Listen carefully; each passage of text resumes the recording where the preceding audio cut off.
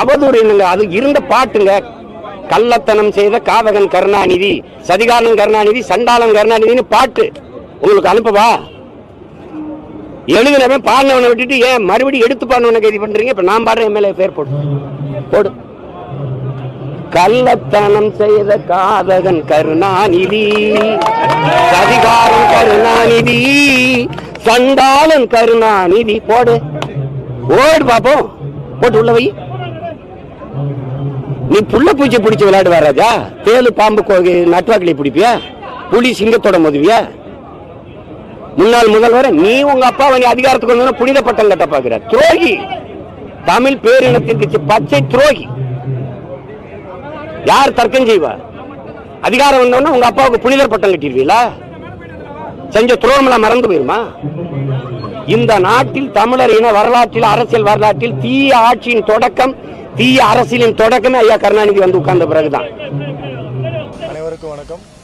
நேற்று சென்னையில் உள்ள எக்மோரில் மாவீரர் அழகுமுத்துக்கோன் சிலைக்கு மாலை பிறந்தநாள் என்றால மாலை மரியாதை அணிவிச்சுட்டு நாம் தமிழர் ஒருங்கிணைப்பாளர் மரியாதைக்குரிய அண்ணன் சீமான் அவர்கள் வந்து முன்னாள் முதல்வரும் தமிழக மக்களால் பெரும் போற்றப்படும் தலைவருமான கலைஞர் கருணாநிதி ஐயாவை வந்து மிகவும் வன்மையாகவும் பேசியும் ஒரு பாட்டு பாடியும் அநாகரிகமாக அவதூறை ஏற்படுத்தி அவர் பேருக்கு ஒரு பங்கம் விளைவிக்கணுன்ற ஒரு உள் எண்ணத்தோடு நேற்று ஒரு பாட்டு பாடி ஒரு அவரோட பேசின வீடியோலாம் வந்து சமூக வலையத்திலையும் நியூஸ்லேயும் பரவிருக்கு. அதனால் நாங்கள் வந்து இன்றைக்கி மாநகர காவல் ஆணையரை பார்த்து ஒரு கம்ப்ளைண்ட் கொடுத்துருக்கோம். இது வந்து நேற்றே ஒரு இன்சிடென்ட் நடந்திருக்கு. அதில் வந்து அவங்க கட்சியை சேர்ந்த நபர் வந்து விடுதலை செய்யப்பட்டிருக்கிறார். இது வந்து அவர் நேற்று ப்ரெஸ் மீட்லேயும் நீங்கள் எல்லாம் பார்த்துருப்பீங்க. அவர் வந்து எனக்கு அந்த சண்டாளன்ற பொருளுக்கு எனக்கு அர்த்தம் தெரியாது, தெரிஞ்சுதான் நான் பேசியிருக்க மாட்டேன்னு சொல்கிறாரு. ஆனால் இந்த கம்ப்ளைண்டில் அண்ணன் சீமான் அவர்கள் வந்து 2006 ஒரு படம் எடுத்திருக்காரு. தம்பின்னு ஒரு மாதவன் சார் வச்சு ஒரு படம் எடுத்தார். அந்த படத்தில் வடிவேலை வச்சு ஒரு காமெடி ஒன்று பண்ணுவார். சண்டாளி பையன்ட்டு அது எல்லாருக்குமே தெரிஞ்ச ஒரு காமெடி தான்.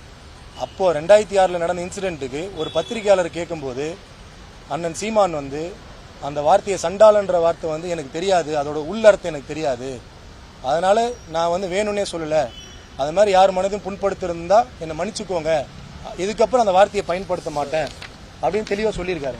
இது 2006 அவர் ஒரு செய்தி வெளியிட்டதில் ஒரு நியூஸில் வந்திருக்கு பாருங்கள், ஆன்லைனில். இது நாங்கள் எடுத்தது.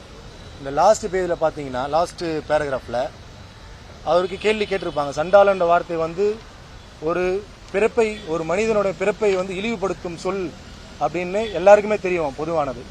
அந்த சொல்லை இதுக்கப்புறம் நான் பயன்படுத்த மாட்டேன் அப்படின்னு சொல்லி அதுக்கு வருத்தம் தெரிவிச்சிருக்காரு.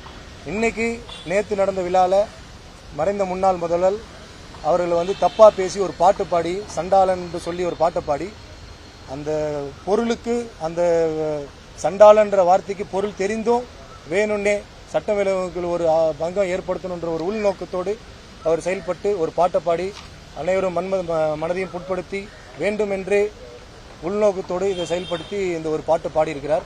அதனால் வன்மையாக கண்டிக்க மட்டும் இல்லாமல்